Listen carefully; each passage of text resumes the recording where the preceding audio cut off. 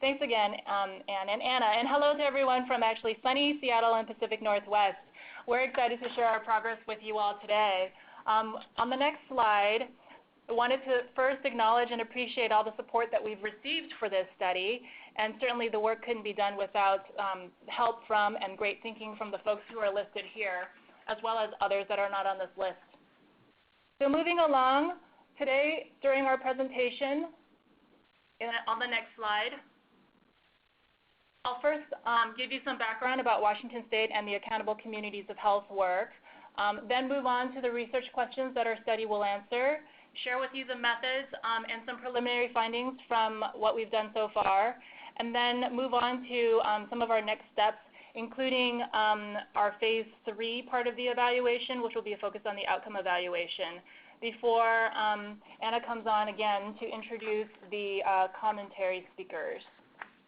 So moving on to the next slide. And again, the next slide. We'll be spending a little bit of time on this slide to give you some extra background. So Washington State, like other places, has multiple health reform strategies. And on this slide, you see the multiple health reform strategies to achieve better health, better care, and better costs, which is also known as the triple aim. You know, on the lower left-hand corner, I have a green arrow that points to Accountable Communities of Health as one of the many strategies that we're doing in Washington State. And the idea behind the Accountable Communities of Health is that if we can transform the public health, the healthcare delivery system, and social service sectors, we can then achieve better outcomes for people who live in a defined geography. What it looks like is a coalition of leaders coming together from a variety of sectors to improve health. And their job is to collaborate, develop regional health improvement plans and projects, and provide feedback to our state agencies about their region's health needs and priorities. So why do we think that the Accountable Communities of Health model in Washington is important to study? Well, we know local collaboration is not new anywhere here or elsewhere in the country. We also know that there are cross-sector models that already exist, like patient-centered medical homes, the Accountable Care Organization, or Oregon's Coordinated Care Organizations. Those cross-sector models have primarily explored the integration of clinical services with behavioral health and social services. So first, the Accountable Communities of Health model is different in that it's one of the first strategies to purposely integrate public health strategies that address community-level factors that shape population health. So the focus on public health implies a role for local health and human services departments. But because this is an innovative strategy, those roles are unknown. And further, if the Accountable Communities of Health strategies are to be successful, figuring out what and how to share data across our different sectors are going to be important. And finally, while a few other states are also trying out this new model, they're doing so only in select communities within a state. And Washington State has chosen to divide the entire state into 9 regions to implement ACH, the Accountable Communities of Health strategies, all at the same time. Some regions in our state match county borders, while other regions are groups of counties. This natural experiment allows us to set up a study to look at a couple of different ACH, Accountable Communities of Health designs within the same state. So moving on to the next slide, our study actually focuses on 2 of the 9 Accountable Communities of Health regions. Each region has different governance structures, and there are different roles that the Health and Human Services departments play in each region. So on the left, you'll see King County as one of the regions. It is a region that encompasses and aligns with the county itself, King County. There is 1 local health department and 1 local human services department that serves this county. In this region, the backbone structure, that is the staffing structure, is led by the health department. This is a temporary arrangement during the pilot phase of the Accountable Communities of Health. And the Interim Leadership Council includes members who sit from across these different seats. On the right-hand side, you'll see some more detail about North Sound, which is the region just to the north of King County.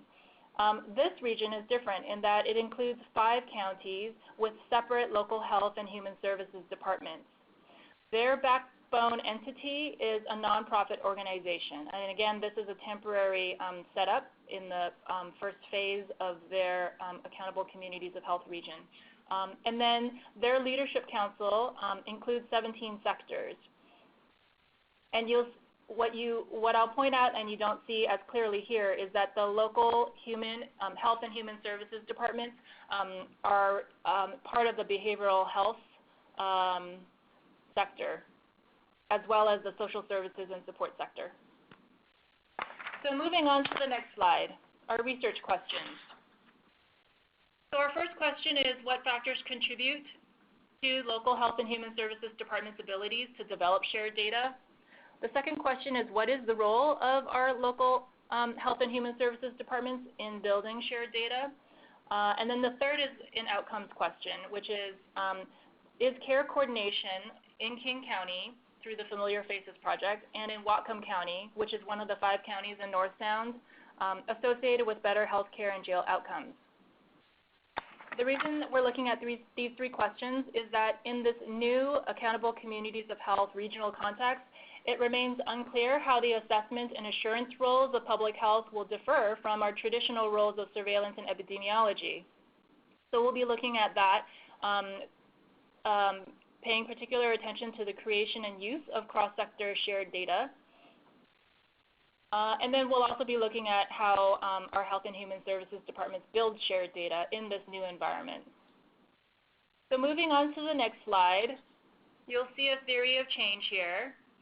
What this slide shows is, on the left, the various cross-sectors that are represented, and you'll see in an orangish, yellowish, orangish, brownish box, health and human services agencies. And the role of the Accountable Communities Health in accelerating the cross-sector strategies that are ultimately needed to reach the triple aim. So one of the core principles that are embodied in this new model is that because of the complex nature of upstream social drivers of poor health and disparities, it's important for us to have cross-sector and cross-agency and cross-community infrastructure, as well as strategies to achieve that triple aim. So the same is true of information. We need information infrastructure across sectors and across agencies to know if we're headed in the right direction, and especially to know if we're making progress towards narrowing health and social disparities. So moving on, I'm going to segue into the methods and preliminary findings. Thank you.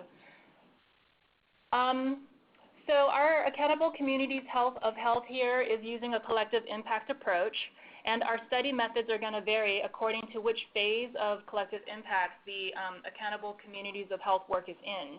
So when we think about collective impact framework, you can think of phase 1 as a planning phase. And the planning phase is where our groups come together around the common agenda of achieving the triple aim and figure out what is needed to create a shared measurement system, find ways to communicate, understand how each sector's work is mutually reinforcing towards that triple aim. And we keep all of this moving forward by setting up a structure, including using and identifying a backbone team. So in the first year, as the Accountable Communities of Health regions were in the nascent stages, we chose to use a developmental evaluation approach that was focused on looking at the process and the structure of implementing this initiative. And the idea behind developmental evaluation is that the information that we are observing or catching through the review of data sources are being fed back in real time to the folks who are leading this work. Phase 2 in collective impact is about implementation. So we'll be using a process evaluation method or an approach. And we will be using that process evaluation method to evaluate the effectiveness of the partnerships, the effectiveness of the process, and feeding back and integrating the results to strengthen the development of the Accountable Communities of Health as it moves on. And then phase 3 is focusing on the outcome evaluation, where we will study the impact of implementing a novel care coordinating system, both in King County and in Whatcom County, which is one of the 5 counties in North Sound. And Eli will be speaking to this in upcoming slides. So moving on to the next slide. So in phase one, I mentioned that we use a developmental evaluation approach. And in this case, what we did between May and recently February, completed in February, we reviewed documents or materials that were used in the planning phase of our development of the accountable communities of health, including reviewing what was written in the grant applications, in procurement documents, summary reports that were primary data collected from over 80 stakeholder interviews on the regional health improvement priorities, as well as looking at our accountable communities of health work group meeting minutes. We also embedded our research team in over 40 accountable communities of health related meetings, including the leadership council sessions, the many work groups, but primarily prioritized the performance measurement work group in King County, and in North Sound, it was the CASE initiative, which stands for Coordinate, Align, Standardize, Enhance, and Expand, as part of those convenings. And we facilitated monthly meetings between our study partners in both ACH regions. There was a quarterly regional convening, and we had bi-weekly huddles where we incorporated what we were learning for project improvement. We also created multiple visuals to depict the processes for what data sharing looks like before our ACH context, the different local health and human service department structures within each of our ACH regions, and what some options were for a future vision of data integration. So moving on to the next slide. Over the first year, when the different regions were moving from their pilot designation to actual designation of being an accountable communities of health region, these were the things that were accomplished. The ACHs determined what their governance structure and their community engagement strategies were. They developed regional needs inventories and identified health priorities that are going to inform their regional health improvement plans. And importantly for this project, it meant identifying cross-sector data needs and the IT strategies that were needed to meet them. They developed an initial set of recommendations for the King County ACH's Inter-Leadership Council, aimed to support data sharing and integration in our environment. We strengthened the cross-agency and cross-initiative relationships and identified common data needs and priorities across the different accountable communities of health-backed initiatives. We formally selected our first health improvement project. Actually, we will be formally selecting our first improvement project in a few months, and we'll be reporting and meeting commonly agreed upon outcomes shortly thereafter. And the goal is to improve regional health, promote health equity, and achieve the triple aim. So moving on to the next slide. Here's where I'll be sharing some preliminary findings, and they're actually going to span 2 slides. This first slide focuses on specific factors that influenced our Health and Human Services Department's ability to develop shared data. And the next slide will focus on more broad factors.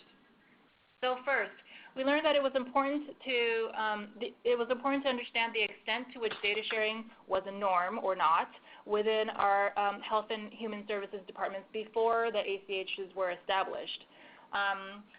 What we learned, and this is probably similar and maybe not a surprise to many other local Health and Human Services departments, is that the current state or default state is that data is fragmented. The current data systems have largely been built around grant requirements or funded through program-oriented funding streams, so that linking data within and across our agencies is limited, and it's typically manual and typically resource-intensive, and it's inefficient, often treated as one-off projects. On the second, the role of local Health and Human Service departments. One of the key reflections that we had in our ACH is whether the local Health and Human Services departments should even play a backbone or a governance role. And this reflection came from within and inside the health department, as well as among the members of our accountable communities of health. What ended up happening in King County is that during the Accountable Communities of Health pilot period, we set up an interim governance structure where public health staffed it as part of the backbone structure. And in North Sound, the backbone structure was staffed not by their health department or human services department, but by a nonprofit organization. Looking ahead, now that both have been designated as accountable communities of health regions, and North Sound was designated prior to King County, we are in conversations around what our formal governance structure will look like. On the third, the ability of our health departments and human services departments to contribute resources. So in King County, our health department, I mentioned, played a fairly large role in that we staffed the Accountable Communities of Health work. We also staffed the Performance Management Work Group, which was a work group of that broader ACH. And I talked about the not-for-profit or nonprofit organization that did so for North Sound. On the fourth, one of the things that was another specific factor is that in Washington State, there are common measures that have been established for healthcare quality and cost. And those set of measures became the core component for us and for our ACH and the performance management work groups. So there was something to work with in terms of establishing what are the data that are needed as we think about shared measurement systems. And then fifth, there is an evolving role of our ACH because we are also working under the context of, in the midst of applying for a global Medicaid waiver. And there are potential legal and fiscal implications for ACHs being held as risk-bearing entities. So moving on to the next slide. There are much broader ACH factors that influence our department's ability to develop shared data. And what I wanted to share with you and complement with this slide is some examples of how we've used the developmental evaluation findings in real time to inform the ACH work as it went on. One is that it was important for us to learn about the need for language or acronym discipline. So the ACH builds on existing work that's occurring within our regions, but there are some members who are more well-versed in it and may actually move faster without developing shared understanding. So it was important for us to create glossaries and a culture where there is a continual check for shared understanding at each meeting, and that as new members come on, we also build in a process for having a welcome orientation call so that we can get them up to speed more quickly. It was also important for us to learn that in applying our developmental evaluation, we had to be flexible with our toolkit. While we originally planned on doing right now surveys, one of the tools, this didn't really match the tone or the allotted time of the work groups, so we invested more resources, shifted gears by embedding our evaluators into the planning teams and having them take rich process notes that we would then evaluate and debrief later on. It was important for us to share the visualizations and the mapping documents that can be disseminated to a number of work groups. It helped us efficiently share resources and not recreate the wheel. Creating a technical subcommittee was important because we recognized that operational and strategic work sometimes needed to have separate but integrated processes. So we needed to have separate time for analysts, privacy officers, and IT folks to develop the shared understanding and bring back those challenges to the larger body. And another final example is that we created a webinar for all of our accountable communities of health regions to attend, focused on how to find community-level data for our different ACHs. So moving to the next slide. What we are engaging in now is the process evaluation from here through August. We'll be doing a number of interviews and coding them and asking the questions about, to get a better understanding about the processes and the partnerships that are taking place. And then right now, what I'll do is I'll hand off the presentation to Eli, who will be talking about phase 3, our outcome evaluation, and where we are with that. Thanks so much, Nadine. So as Nadine mentioned, the last phase of our study is an outcome evaluation, looking at the association or relationship between care coordination initiatives in Washington State and improved healthcare and jail utilization. So we initially designed our study to examine novel care coordination initiatives that were either recently established or still being designed. So given this dynamic nature of our approach, we had to be flexible in adapting our evaluation to meet the evolving timelines of these initiatives. So with this in mind, I'd like to provide a brief overview of how we are fine-tuning planning for our outcome evaluation. So up at the top here, you see that in Washington State, there's a growing recognition that we must do better at meeting the needs of those with substantial medical, behavioral health, and social service concerns whose utilization spans multiple sectors. And so, one of the responses to that is care coordination. There are many different initiatives and approaches for this in Washington State, but we haven't really shared how we approach designing and evaluating these initiatives across regions. So one of the primary purposes of this study is to help build a local evidence base for care coordination. When we first began our study, we planned to look at 2 care coordination initiatives in 2 counties of Washington State. Whatcom County over here on the left with its intensive case management system established in 2014 or 13. And then in King County, Familiar Faces, which was established around the same time, but is currently still in the design phase or just now transitioning from its design phase. So given that Familiar Faces is now just transitioning out of its design phase, we've included another care coordination program in King County, the jail release planning program. Just want to talk about a little bit of the differences between these. So the intensive case management system, it focuses on individuals who are homeless, frequently jailed, medically complex, or frequent users of emergency services. And the goal is to enroll these vulnerable or underserved populations in community-based case management system. In King County, Familiar Faces had a similar sort of target population, but with a heavier criminal justice component. So here, Familiar Faces are defined as adults with 4 or more jail bookings per year and having a behavioral health or chemical dependency concern. Now, the heavy focus on criminal justice here, or the jail setting, is because of the observation that there was a distinct population that was cycling in and out of the jail, not because they were committing felonies or serious crimes, but mostly because of misdemeanors or failing to appear for court-ordered appointments. And there was a link between these reasons for arrest and behavioral health or chemical dependency concerns, or loss of housing or housing insecurity.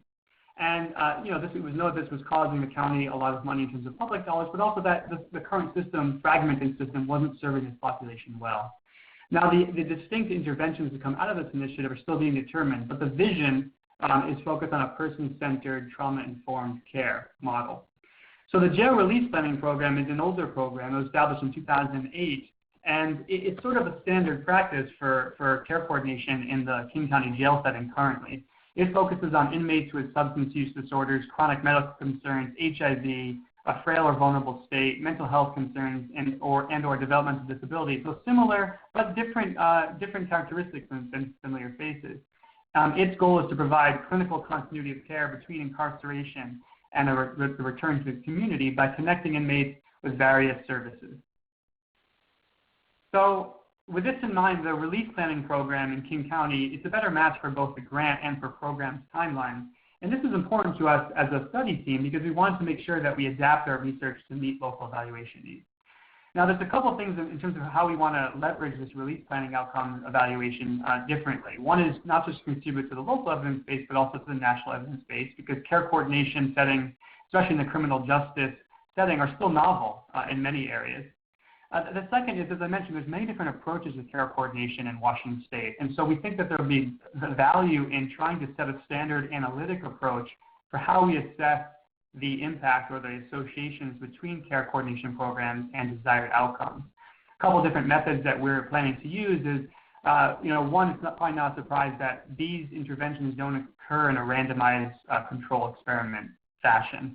Usually we have just people who are recruited into programs based on predefined criteria, and so we often lack a comparison group, which we need as evaluators in order to strengthen our ability to look for a causal effect of an intervention or program. But there's things that we can do. So we're going to use propensity score matching with our historical and archival data in our jails and in our healthcare utilization data to select an appropriate comparison group with which to compare the individuals who receive release planning services. So we can kind of isolate the effect of the intervention.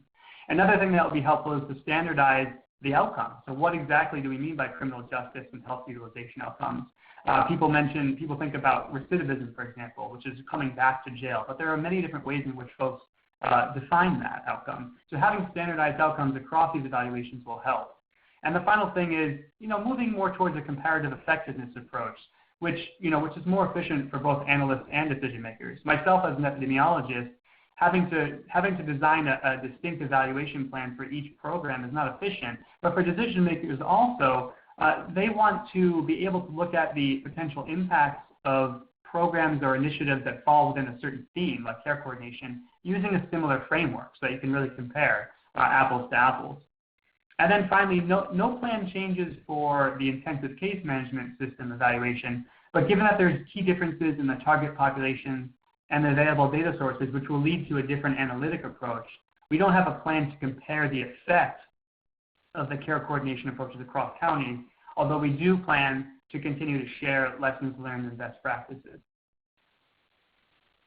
Some glossary of terms, and that's the end of our slide deck. Thank you. Thank you, Eli. I would like, before we move into the commentary portion, to point out to folks where they can access additional information about this project, as well as any updates as materials become available. Those are on the publichealthsystems.org website at the link you see here. We did have a question earlier that Ann Kelly has answered in the chat box, that the slide deck will be sent to all the attendees after the call today, so please be looking for that. If you don't want to write down every word of this link, you'll be getting it shortly. With that said, it's time now to move into the commentary portion of today's call, and we are privileged to be joined by Mr. Travis Erickson, who is the Healthcare Transformation and Implementation Manager at Public Health Seattle King County, and he serves in various roles to guide the health department into the ACA-related efforts. Dr. Stephanie Farquhar is a senior social research scientist at Public Health Seattle and King County and an affiliate professor of health services at the University of Washington School of Public Health. So with that, I will turn the microphone over to Travis and Stephanie for their comments. Okay, thank you very much. This is Travis Erickson, as was alluded. If you can advance to the next slide. And I'm going to take a few moments here just to talk about the Familiar Faces initiative that Eli referenced earlier and give you some specifics about where we've been in 2015 in support of this particular project linked to the Accountable Communities of Health and where we're moving forward in 2016. Go to the next slide, please. So very quickly, as Eli mentioned, the Familiar Faces initiative was part of the larger King County Health and Human Services Transformation Plan. That large-scale plan developed by our county executive had an individual-based approach as well as a community-based approach to it. And the individual component of it was identified as the Familiar Faces group, which was further redefined to include the high utilizers of the jail, meaning 4 or more bookings in a calendar year with mental health and/or substance abuse. As Eli talked about, there was a large effort to focus on this population, not only because of the multiple disparities that they were experiencing in our community, but for the fact that as a county, these individuals and many of our criminal justice efforts to support these individuals in our county jails was constituting a very large proportion of our county budget, and so there was a large need to focus on that. When we set out on this work, we specifically decided that we were going to approach this effort very differently than the way the county has approached other large initiatives. And we looked at using some conceptual frameworks. Specifically, we took a very rigorous approach around collective impact. We made sure to include the wide variety of health and human service partners in King County, our managed care partners, our hospital systems, our social services. We brought in criminal justice components, law enforcement, prosecuting attorneys, et cetera, to work on this, as well as the individuals that we are trying to help. We were able to recruit a group of peers that recently were familiar faces in our county system who helped serve as advisors and guide us in the work that we set out to do. This really allowed us to get a very good cross-representation of the system, to take a good look at the issue that we are trying to address for these individuals and how we could help prevent the cycle of them falling through the cracks, per se, and then ending up in our county jail again. The way we approached this work was quite intuitive as well. King County is lucky enough to be embracing the lean concept of quality improvement and process improvement. And so we dedicated key resources to help our design team, which were some frontline individuals who really came together and rolled up their sleeves on this effort to guide us through our approach to this. And so we used the lean principles of design team meetings and management guidance team, as well as conducting various process walks where we went out and we experienced and we actually participated in the services and the systems that these familiar faces experience every single day. And that's very key because it allowed this cross-sector of design team participants, which was over 50 individuals involved in this effort, to really experience firsthand what the familiar faces were going through on a daily basis so that we could design and hopefully come up with a future state vision that would be more supportive and embracing of their needs and really move away from our program-centric approach to care right now and more of a person-centric approach.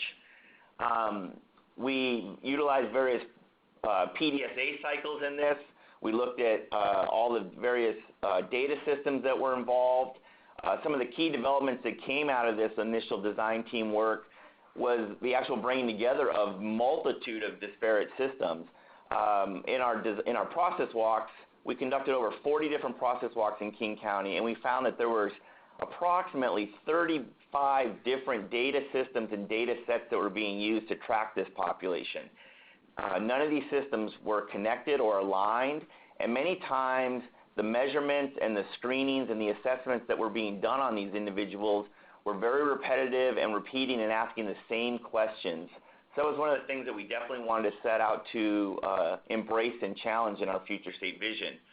We also were able to align a lot of disparate systems to actually understand this population better.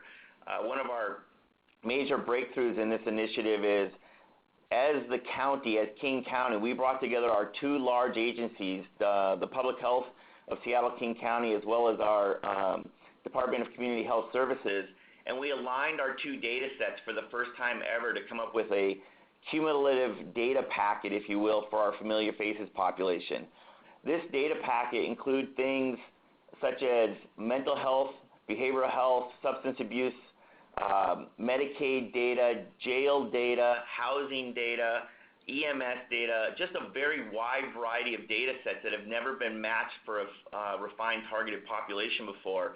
And it really helped us truly identify where some of the go-first strategies that we're looking to do in 2016 can really target to help this population.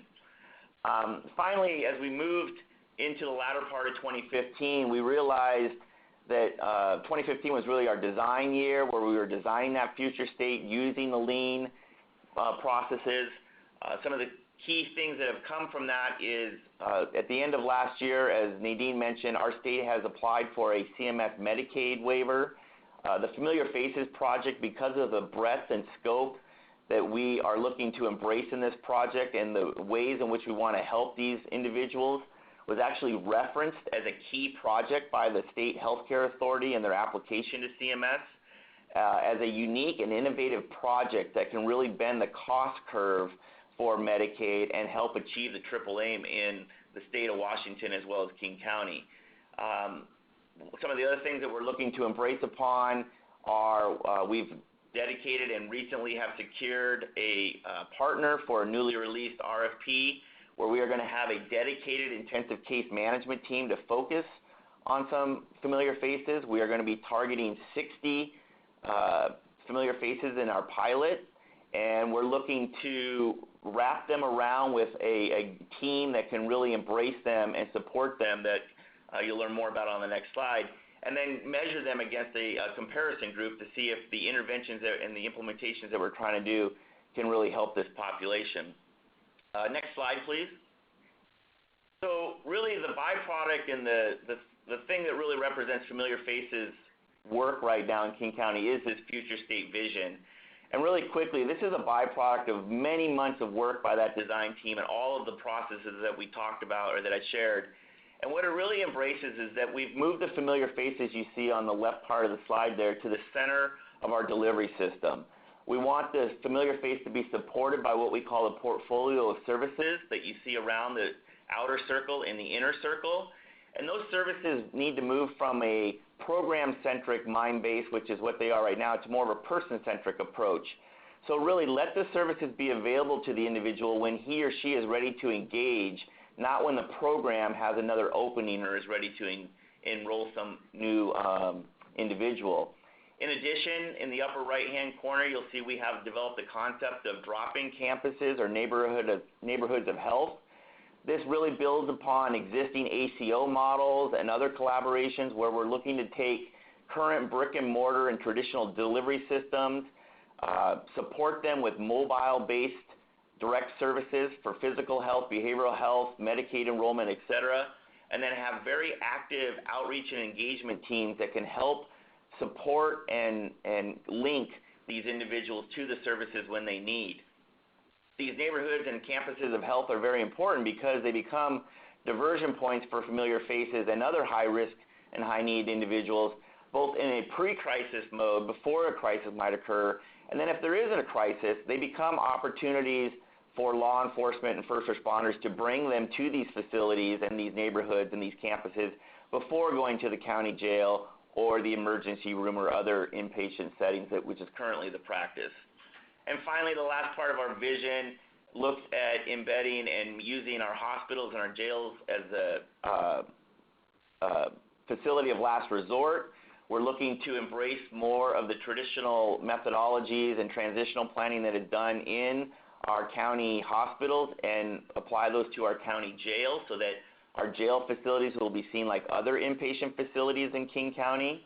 And at the epicenter of all of this and the supporting and really the theory and baseline around all of this is what you see at the bottom, is that we're working on ways to ensure that all partners in King County are approaching this population and all high-risk needs individuals with a person-centered approach, using trauma-informed and harm reduction methodologies, and really that we're building a system that can be supportive to these populations regardless and irrelevant of who the payer might be. And I will leave that for now and pass it off to my colleague here and take questions later. Thank you. Thank you. This is Stephanie Farquhar, and there are two main key points that I want to make after listening to Nadine, Eli, and Travis, and to build upon the key learnings on the next slide. One is centered on who is involved. One is centered on what is asked.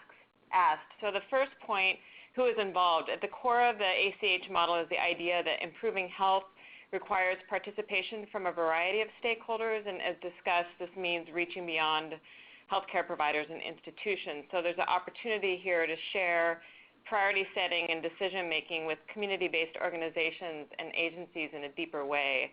It's also an opportunity to include members of the community who are most impacted by quality and affordable health care. This means extending our invitation beyond representatives of more established agencies and larger organizations, and this is somewhat reflective of the person-centered approach that Travis just mentioned. In terms of who is involved, the ACH model also gives us an opportunity to work more closely with academic partners. This could be universities, community colleges, other training institutions. North Sound is already partnering with Western University, for example. Public Health Seattle and King County is already partnering with the University of Washington, and there are many other training institutions that we could connect with. We can ask of academic partners, what do they know? What data do they have? What can they share? How can we partner with them? And we should, in doing this and thinking about our stakeholders and our partners, we should reflect on who is missing in terms of key partners and what is missing in terms of key data. So in other words, what else do we need to know to make smart decisions and prioritize? So point number 2 is what is asked. The more upstream social determinants of health are finding their way into this conversation. And if we look at the box on this slide, you see housing and equity listed. And what else can go in this box? For example, community development, transportation, education perhaps. We know through decades of research that these are major contributors to how well we feel at a population level. And I think that this angle can be explored more fully as well, especially with the diverse range of stakeholders entering the conversation. So to wrap up, I want to restate the key purpose of the project that we discussed here, that is to understand how accountable communities of health influence local health and human service departments' ability to develop shared data and care coordination strategies to support improved health, improved care, reduce costs. And I think the likelihood of accomplishing these three aims increases when we really deliberate on who is involved and what is asked, and fully considering these two questions can help strengthen the research and the evidence that we need to guide our work.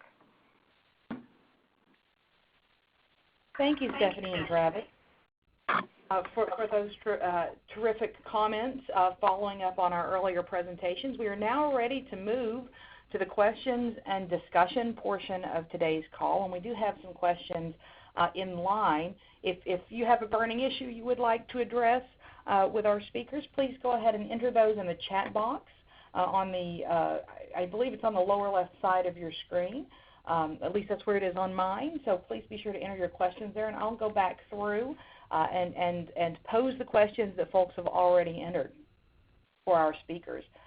Hillary Heischman has asked if our speakers could please describe the differences between Washington's ACHs and CMMI's AHC model design.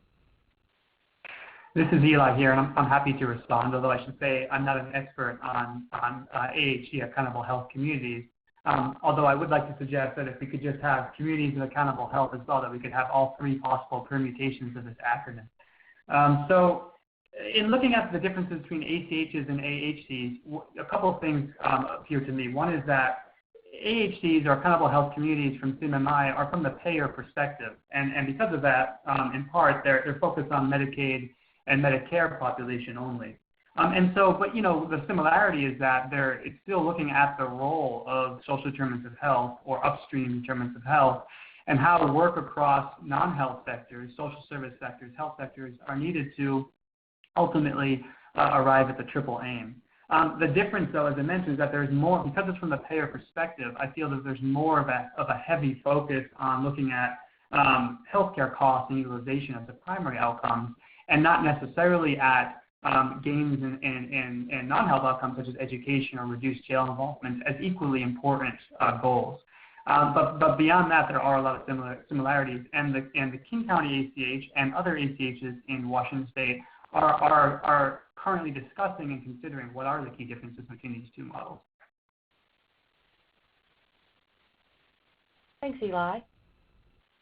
We also have a couple of questions from Mario Garcia. This first one I feel like Eli has spoken to some extent, and Travis also addressed a bit. But I just want to open it up for any follow-up thoughts from either of you, or from from Nadine or from Stephanie. Is there why did you decide to evaluate jail outcomes, and what does it exactly mean? And again, I think we've touched on this, but I just want to open that up for any additional thoughts from our speakers.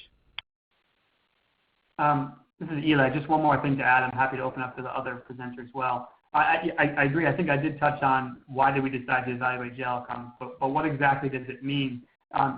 Just in terms of being very specific, three of the key outcomes that we're planning on looking at based on past criminal justice research in King County is the number of jail bookings, the number of days spent in jail, and also the severity of a booking.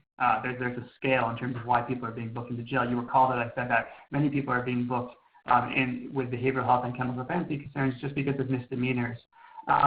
And we're not looking at recidivism, which I mentioned earlier, because based on research in King County, we're now using a definition that really looks at recidivism within 3 years, and that's beyond the scope and the timeline of this project.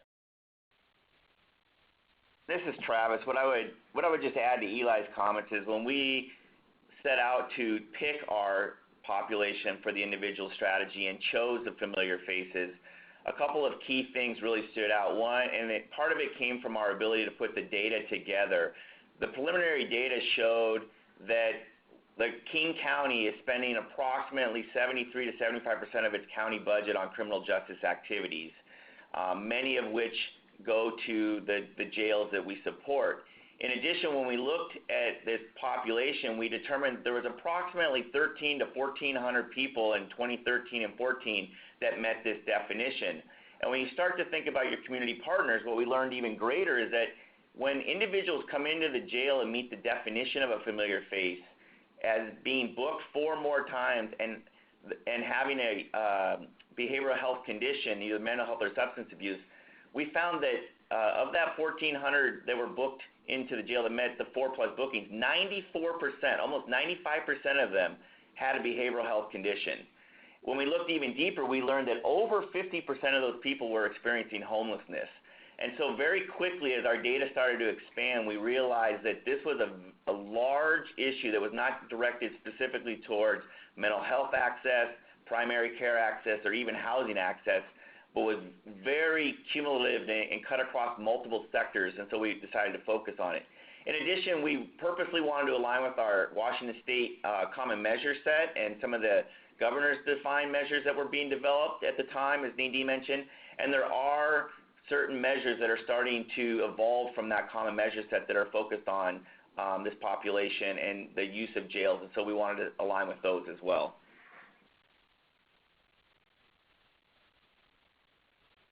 Thank you.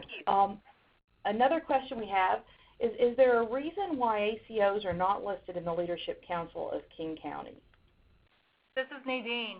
So the Leadership Council of King County, as folks were putting together that interim group together, the idea was to have representation across the different sectors.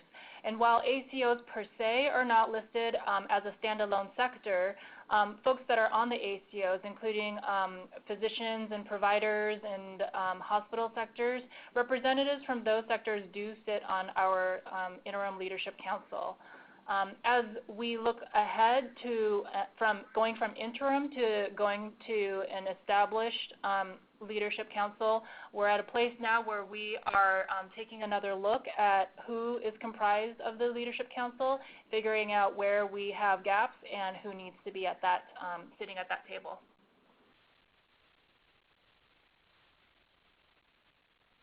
Thank you. An additional question has just come in. Can you talk more about the funding streams for this project and opportunities for third-party reimbursement? Sure. So by funding streams for this project, I just want to clarify, funding streams for the research study or funding streams for any of the care coordination initiatives that were discussed? Is there possible to get that clarification? I'm happy to answer either. It is, but while we're waiting at care coordination. Okay, I got it. Okay. So actually, Travis, do you want to talk? Do you mind if I defer to you then? Sure. So in terms of funding, in our work in 2015 around the design and the process walks, quite surprisingly, we dedicated very limited funding to the work in terms of large-scale investments.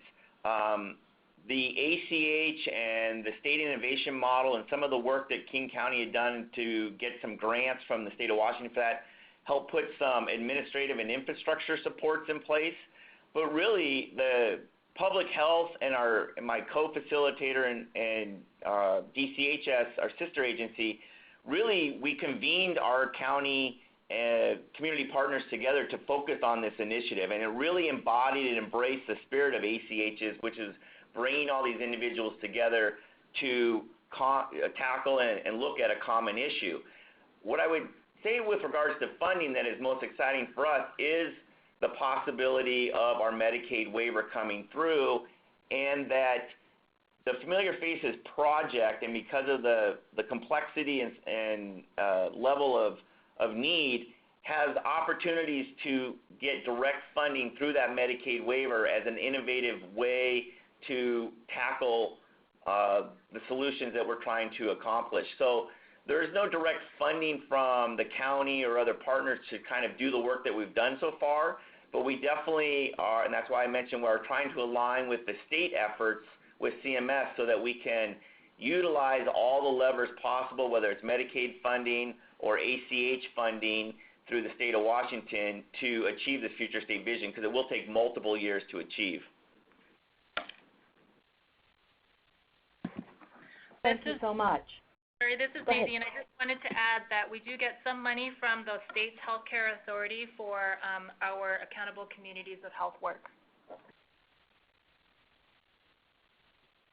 Thanks, Nadine. And this is Anna at the National Coordinating Center, and just in terms of the research, I know that wasn't specifically the question, but in terms of the research funding, this project, the research being done through this project was funded through the Robert Johnson Foundation's Public Health Services and Systems Research Program, which has sunsetted in recent months, but we do have the new Systems for Action National Coordinating Center and the Systems for Action National Program, which encourages important research on cross-sectoral collaboration, as I mentioned at the top of the call. And we encourage you, while we do not have a CFP out right now seeking research proposals at this particular moment, we would encourage you to have a look at the systemsforaction.org website. You'll see the link for that in just a moment. Have a look at that research agenda, because this kind of innovative work on cross-sectoral collaboration is of great interest through that program, so I would encourage folks who are interested in continuing to work in this area to have a look at that. Are there any other, we have one additional question. Addressing the social determinants of health of your patient population, the quality of these interventions depends on the quality, effectiveness, and efficiency of the various agencies that provide these supports. What influence does the ACH optimize these interventions? I think there might be a word missing in that. This is Eli here. I think. Oh, go on, Travis. I was going to defer to you after. Go ahead. From an ACH level, I'll let Eli and Nadine maybe answer. What I would say, one of the ways we're addressing that specific issue from the Familiar Faces Initiative is looking to initiate and conduct trainings that will allow all of our partner agencies to align to those common practices that we mentioned at the bottom of the future state vision: harm reduction, trauma-informed care, et cetera. For example, we've recently secured an opportunity through SAMHSA for what we are calling a train-the-trainer opportunity to train 50 different agency representatives on common approaches to trauma-informed care. And what we're hoping is that work will be done. We'll train 50 different representatives from partner and sister organizations in King County and throughout the region, and then they can take that back to their organizations and look to train other case managers and workers as well. In addition, as I mentioned, that RFP that we've just secured for 60 Familiar Faces to be in a pilot demonstration, we are going to mandate that all of the case managers that work on that are trained under common principles around harm reduction, trauma care, person-centered approach, et cetera, and look to replicate that as much as we can inside of those agencies. This is Eli. Just to add to that, something else in terms of that the ACH can do to support the quality of services across sectors. So, one of the foundational assumptions here is that in order to reach something that's a triple aim, you have to work across sectors, across disciplines. And so what follows from that is, if you want to know if you're heading in the right direction, you have to have sharing of information across disciplines, across sectors, across agencies. This is what the first two phases of this project is looking at. So,